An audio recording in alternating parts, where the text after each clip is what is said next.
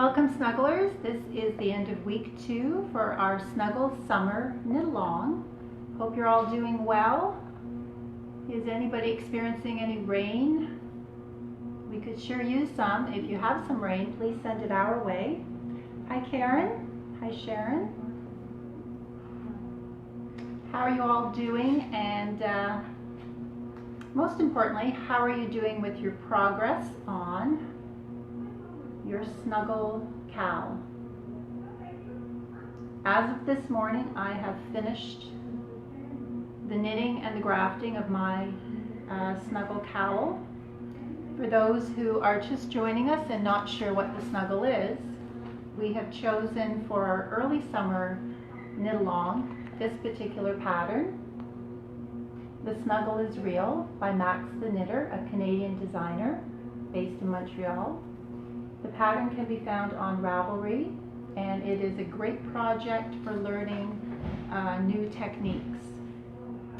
So we have posted on our events page the different technique videos and tutorials to help you get through all the little jumps from one section to the next. We've had some new snugglers just joining the cowl this week, so welcome. And I think you've picked some great color combos. We still have some color combos on the table, which I'll hold up in a while. And you may want to knit a second one, or maybe you're just following along to see if you're up to it, up to the challenge. So just to let you know, we do still have some great combos. This is all the yarn I have left from my 3 skeins of Richard DeVries Sirocco. Contrast 1. I've got about 20 grams. Main color, oh my gosh, I've got less than 10 grams. And contrast 2, I've got just a bit less than 10 grams. So I'm going to have to knit my I-cord drawstring with contrast 2, but I thought it would be really fun if I put little tassels or pom-poms at the end of the I-cord. But I'll talk about that in a while. Hi Andrea. Andrea's 2/3 of the way done in the liner. Yeah, so this morning I just posted the grafting video to show you how to connect your live stitches from the top of the lining to the provisional cast on stitches.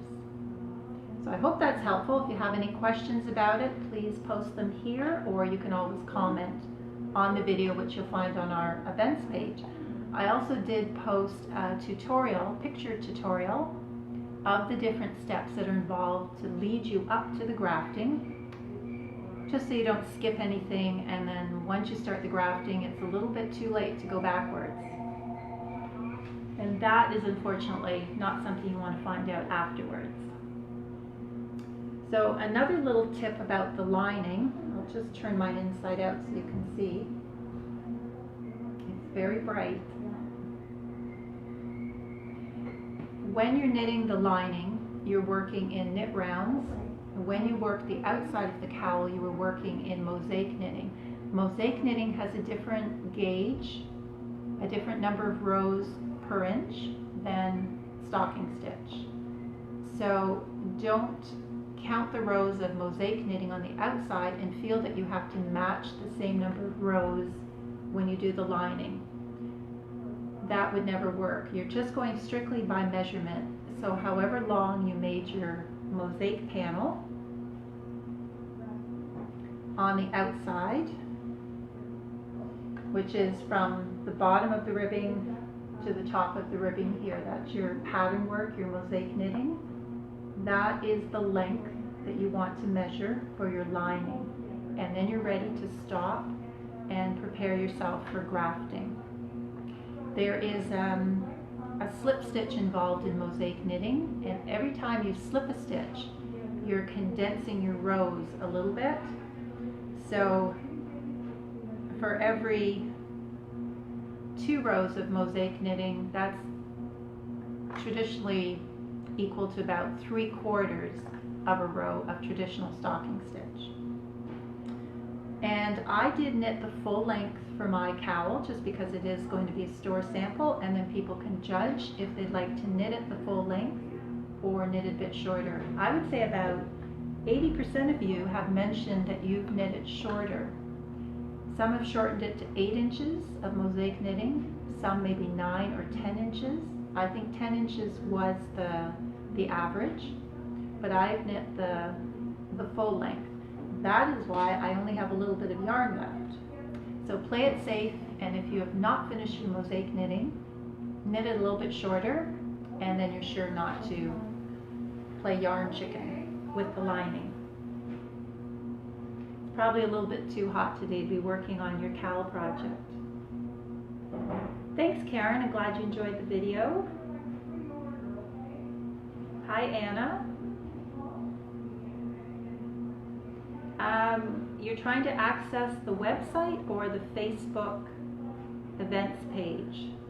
Our website is under construction. That's probably why you haven't been able to access it. But if you're on Facebook already, you can read all the posts and check our video section. That's basically like virtual yarn shopping if you're looking to see what we carry in the store. Andrea knit her mosaic section to 12 inches. Yes, that's what I did, Andrea. This is the 12 inches too. And I got really brave, and in front of my air conditioner in the back corner, I tried on my cowl just to see how it feels, and I think this will be the warmest knitted item that you will ever create. It has the built-in insulation between the 2 layers. What else did I want to mention? Oh yes, so the pre-grafting tips, which I did post in the tutorial on our event page. Please sew in all your ends on the inside of the cowl. You're going to have probably 5 ends, if I counted correctly. If you don't sew them in before you start grafting, they will be just loose on the inside, and the first stitch where the end was attached may become looser over time, and there's not much you can do about it at that point. So just sew it in as you normally would. It's not going to show, nobody's going to mark you or grade you on that part. It'll be completely hidden. Also use a smaller circular needle when picking up your live stitches from the provisional edge. So I went down to a 3.75 circular. I used an 80 centimeter length because that's what I had, or you could use a 60 centimeter.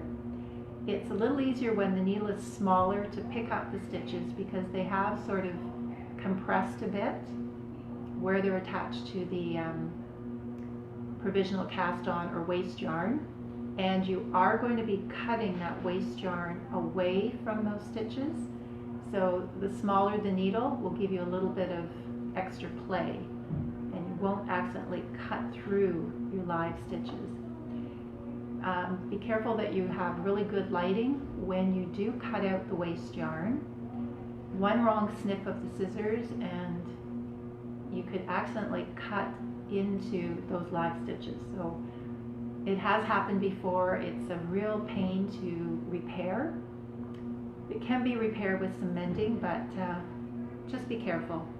And I snipped about every 5 stitches, just so I didn't have to constantly unravel. If you snip about every 5 to 10 stitches, you can use your needle tip or tip of the scissors and just unravel as you go and let the waste yarn all fall away, and then it's ready to discard. So those are all my grafting tips. Yes, Andrea, the fabric is really dense, and I know you had your eye on this bright color, and I had already claimed it for myself. But if you knit another one, we will have that color in again. So little tips on the I-cord, which I'm going to post a tutorial, and that should be up on the event page tonight. The I-cord is knit with double pointed needles, not your circular which you've used for the majority of the cowl. And I think the pattern called for 3.5 millimeter, and for most of us we have a 3.75, which is completely acceptable as a substitute size. That's what I'll be using. We're only using 2 of the DPNs. So usually you have 4 or 5 in a set, you only need 2. And we're going to be casting on 3 stitches, and we won't be turning the work. It's quite magical if you've never done I-cord before. You're creating a tube, but you're only knitting those same 3 stitches across the right side of your work. So watch for the tutorial, and you'll get an idea of how you're going to do that. But in the pattern, Mac specifies that if you're knitting the mohair for the lining, that you should be using 8 strands of mohair to knit your I-cord. That makes a really firm, dense, non-stretchy drawstring. But it's a little bit more than you really need, so you can cut down the mohair to 4 strands or 3 strands. Try a little sample, maybe 3 strands, because the mohair tends to fluff up and fill in the gaps, so it will become very dense and solid. 3 strands or 4 strands maximum. But if you're knitting with Sirocco for the lining and your drawstring, that's a DK weight, and that has a lot more substance per strand than the mohair. So we're only going to use 2 strands together. That gives you a few options. You could mix 2 colors together, 1 strand of each, and make a really fun drawstring I-cord. Or you could use just 2 strands of whichever color you choose. Or if you happen to have some mohair at home that is a coordinating color, and you don't have, I think you'd only need about 10 grams. You could always do 1 strand mohair and 1 strand of the wool together. It's really your personal preference. I'm definitely going to do the 2 strands of CC2 because that's really the only option I have left, and I'm fine with that. It makes a nice contrast against the lighter blue, but I'm going to try and do something fun with the leftover bits. Mini pom-poms, which if you're interested I will post a tutorial. Mini pom-poms are made on a kitchen fork. They're really fun to do, and they're probably only an inch big. So that's an option. Tassels, pom-poms. In the pattern, the drawstring is just tied in a knot at each end. That way it won't accidentally come back through your buttonhole openings that you worked so nicely on last week. And so drawstring, oh yes, and also in the pattern it is suggested that we knit a 50-inch drawstring. So that is quite a long length. Unless you're tying it in a bow, I'll see if I can see a picture. There, that's Max on your right, my left. So he's wearing the darker cowl version with the 50-inch drawstring.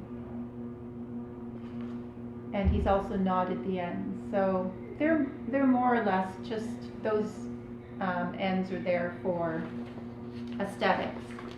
Probably you'll never tie them up, so don't make them overly long if you don't want them to get caught in a zipper or dogs jumping up maybe pulling on them, or small children. Whatever can happen may happen. And I'm going to talk about blocking today too, because I think that's always important to give your finished knitted product a nice, smooth, professional look. But before I get to the blocking, how about I mention our prize draw, because you didn't think you did all this work just to be giving yourself a pat on the back. So what we're going to do next week will be a live prize draw. I'll have a bucket with everybody's name in it. Richard and Robert from the Yarns of Richard DeVries have donated a really beautiful prize, and Muskoka Yarn Connection is also donating part of the prize. So I'll have that on display next week just after 2 p.m. if you want to tune in and cheer on your fellow knit-alongers. And during the week when you finish your Snuggle Cowl, feel free to post a picture. I'd like to get a group pic to show Max the knitter and Richard, because they sort of come along on this journey with us. Richard in terms of the yarn choices that we've made, and Max with all his wonderful instructions in the pattern. So we just want you to get your snuggle on. I'll demonstrate, but I'm going to sweat to death. Okay, so when you finish your cowl, you've got your drawstring in, you've blocked it. Just a picture to maintain your privacy, which Lori mentioned last week also acts as a face mask. So we'll get a group pic. If you post your picture to the events page, I can put them all together and make a group pic.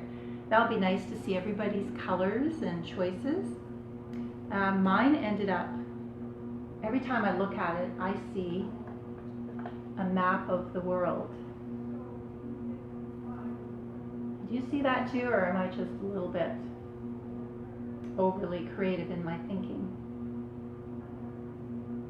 Just the colors reminds me of the continents from space and the oceans. So I kind of like that effect. So that will be our live prize draw next Friday at 2 p.m. And if you're not in the area, we can mail out the prize to you or have it here whenever you're coming to the store to pick it up. So last little thing I want to go over is blocking. I'll get my basin. So really you just need 3 things to block a garment or an accessory. You need a bowl or a sink, you need water, cool is good or just room temperature, and then you need the Eucalan wool wash, which comes in about 5 different fragrances. The original is the eucalyptus fragrance, and then we also have unscented for anyone who is sensitive to fragrances. And then we have jasmine, grapefruit, lavender. So all you're going to do is fill your basin up, add in a capful, smells wonderful, capful of Eucalan. Swish it around with your hands to create some suds, and then plunk your snuggle into the basin of water. We're just pretending now, but you'll get the picture. And squeeze it. You want the suds and the water to really go through the fabric because it is very dense. And then let it sit for 20 minutes. Just walk away, but don't forget about it. And then you're going to come back and squeeze out as much water as you can. This particular item is going to really grab onto the water. So you're going to have to squeeze as much as you can. And then you want to have a towel ready, which I brought. And it should be quite a large towel, bath towel size. And you put the towel out on a surface that can take a little bit of moisture. And then the wet garment, remember it's wet, flatten it out, and just like you're making pastry, you're going to roll the towel up and then squeeze. You want as much moisture as possible to come out of your garment or your cowl into the towel. For those who do not have strong hand strength, just put the towel on the floor and stomp on it a few times. A little bit of your leg strength and foot strength is all you need to get rid of the extra moisture. And then you just remove it from the wet towel and replace that with a dry towel. and then smooth it out with your hands. It doesn't need to be pinned, this particular item. If you were doing a shawl, yes, you would use your blocking pins, because the shawls have a lot more, have a lacy edge, a scalloped edge, a lot more shaping. And if you were doing a pullover, a cardigan, any type of garment, you would be pinning it. But the cowl, you can tell, it just has to be a nice rectangular shape, and you want to get that crease line in the bottom ribbing. Remember that the top ribbing we knit together with the front, so it's a tube, but the bottom is just folded in half. So try to line it up so you can get a nice crease line there. And the weight from the moisture in the water will press it down. You don't need to use a steam iron at all. It's just wet blocking, which is always the safest method when you're working with good quality yarns like wools and natural fibers. And then you're going to have to turn it a couple times to let the air get to both sides. So in this type of weather, it will take a couple days to dry. Maybe leave it for 6 hours and then turn it onto another dry towel so that the air can circulate. And it will look so smooth. All the stitches will bloom and fall neatly into place. If you were worried about your tension and you thought it wasn't quite even enough, especially in the lining, then you'll be quite amazed with the blocking, what it can do to give you that smooth, professional finish. And then the last step is to thread your I-cord through the casing. So you have that little opening that we left. I think it was a 3-stitch opening, to thread your drawstring through to come out the first buttonhole, and then thread it through the back opening and to come through the second buttonhole. The best way to thread it through, well, when we have a smaller drawstring or I-cord, we use a large darning needle, and we thread the end of the cord through the needle and then use the needle to feed it through, because you can feel the thickness of the needle. But this I-cord is going to be much too thick for that, so you're just going to have to use your fingers and sort of scrunch it, pull it, scrunch it, pull it, scrunch it, pull it.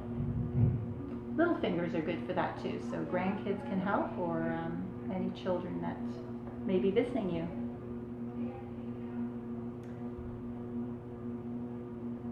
Okay, everybody, so I think that's all for today. I'll read the comments and answer any questions if you have any.